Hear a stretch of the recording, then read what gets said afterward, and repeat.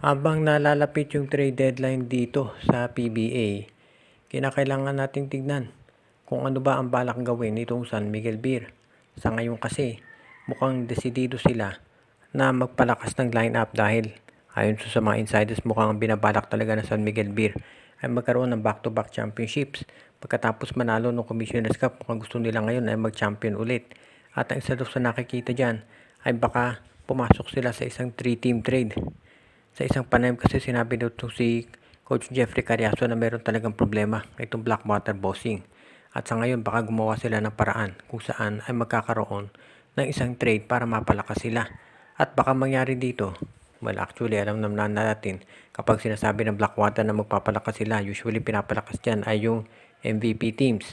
Ay magkaroon ng 3-team trade kung saan kabilang ang San Miguel, Blackwater at NLEX.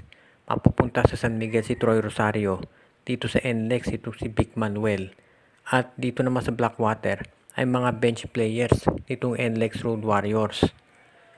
Sa ngayon kasi kung titignan natin parang makalalamang dito sa San Miguel.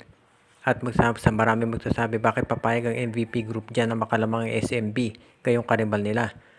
Ang problema kasi mag-expire na ang kontrata ni Troy Rosario at magiging unrestricted free agent ito. Kung iintayin ng Blackwater na mag-expire yung kontrata niyan at lumipat na lang sa San Miguel at ayon sa mga insiders doon siya pupunta, wala silang makukuhang kapalit. So mas mabuti na i-trade na nila kaagad ngayon si Troy Rosario dito sa San Miguel para kahit papano makuha nila si Vic Manuel. Kung makuha nila si Vic Manuel, ititrade yan agad ng Blackwater dito sa NLEX dahil ang NLEX ngayon nangangailangan ng isang low post player at mapapakinabangan nila dyan itong si Vic Manuel. Kaya sa tingin ko, iyan ang posibleng gawin ng Blackwater at ng NLEX para naman hindi sila mawala na ng pasta pag umalis si Troy. Humihingi na raw ng tulong ngayon ng Barangay Hinebra at gusto na nilang gumawa ng paraan para mas mapalakas yung lineup nila. Ito ay namin ni Coach Timko na humihingi na sila ng tulong kay Chua pagdating dito sa mga player upgrades. Dahil syempre alam na natin, nabanggit na natin sa mga nakaraan nating video na itong Hinebra ay may problema pagdating sa mga injuries.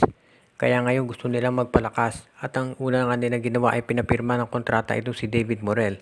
Pagkatapos pumirma o pumayag sa mga waivers yung ibang team. Ibig sabihin walang ibang team na nag-express ng interest na kumuha dito kay Morel at yan ang dahilan kung bakit siya na-pick up ng Hinebra. Ngayon naman makikita rin natin na itong Hinebra bukod dyan ay gustong humingi ng tulong kay Francis Chua para gumawa ng mga trades. Ang tanong ay kung sino ang mga options nila. Well, ang balita ngayon, ito raw si Sidney Onbubere ilalagay sa trading block na.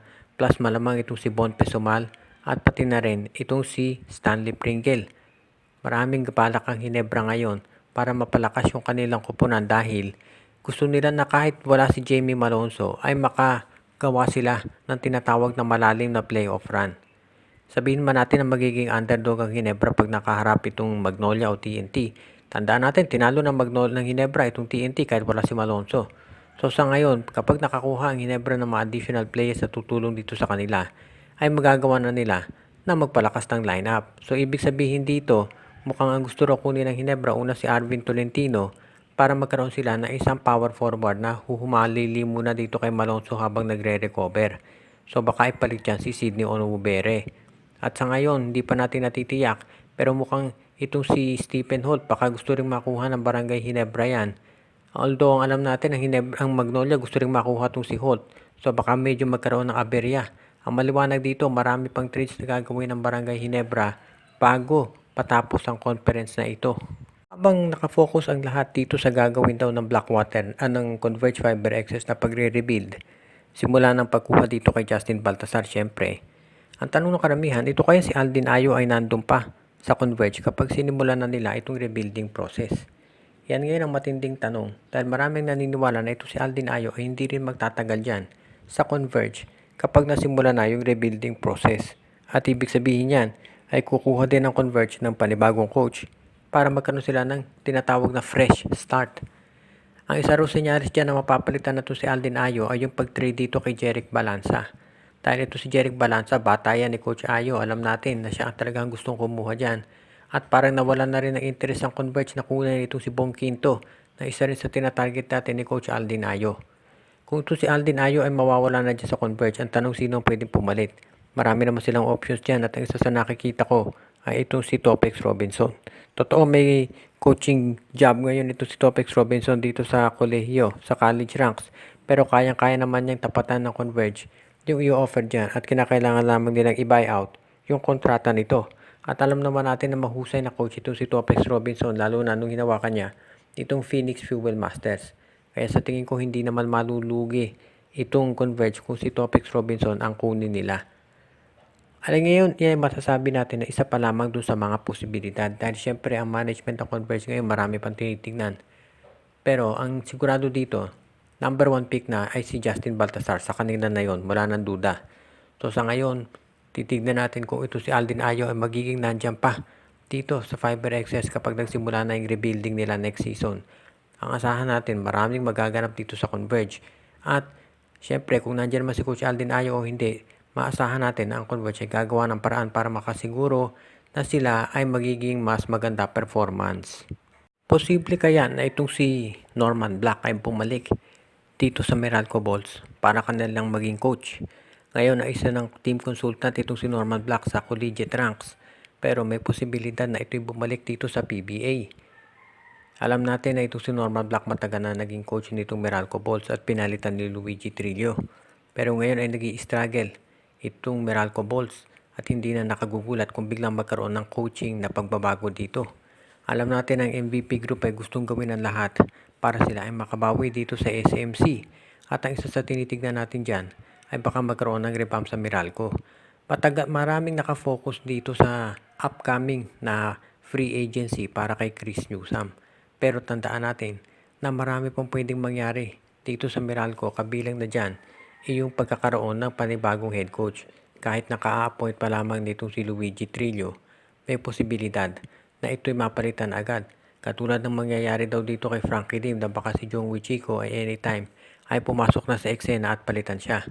Hindi naman sama-samang coach si Luigi Trillo pero mukhang kinakailangan talaga ng pagbabago nitong Meralco Bulls dahil kung magkakataon pangalawang sunod na conference na to na maaga silang malalaglag. Alam naman natin na ang Meralco kahit hindi pa yan nagka-champion, very competitive yan at madalas nando sa playoffs. Ngayon kung sila ma-eliminate ang maaga at makapasok pa tong Terra Firma, aba hindi yan syempre maganda para dito sa Meralco at pati na sa MVP group. Kaya sa tingin ko magkakaroon ng major changes dito at kung kinakailangan na gawing magkaroon ng bagong head coach, posible yan. Kaya kung ibabalik nila si Norman Black, syempre kinakailangan ng magpababago dito sa lineup. Dahil nasubukan na rin nila si Black noon at natalo dito kay Coach Tim Cone. Kaya sa ngayon kung babalik si Norman Black dyan sa tingin ko, magkakaroon ng mga player changes dyan at paghahandaan na nila yung posibilidad na itong si Chris Newsome ay baka hindi na bumalik. Shout out kay RG Bueno at Dalina family, Jonel Alago at Celino Valles family, Ronald Perbosidad, Katsakino Dokusin, Rico Olarte, Reden, Elena, Laila at Bonbon Lansang, Judy, Edwina, Shaina, Carl Jaira at Jonah Villarosa, kay OG, Len, Gio at Gia Santillana at Tagle family, JJ Sibum, Ireneo Salangsang, Edwin Carmona Jr., si Joseph Pineda, John Ray Marquisuela, Michael D., John Marcantos, Junjun, Angie, Patpat at P-Boy Matas, Donald Santiago, Enju, Dexter Domer. Binabati din natin si Katsakino Dukusin, si Michael D, pati na rin ang iba pa nating tagapakinig katulad ni Alexis Teterala, Kuya Mike TV at Anthony Alon.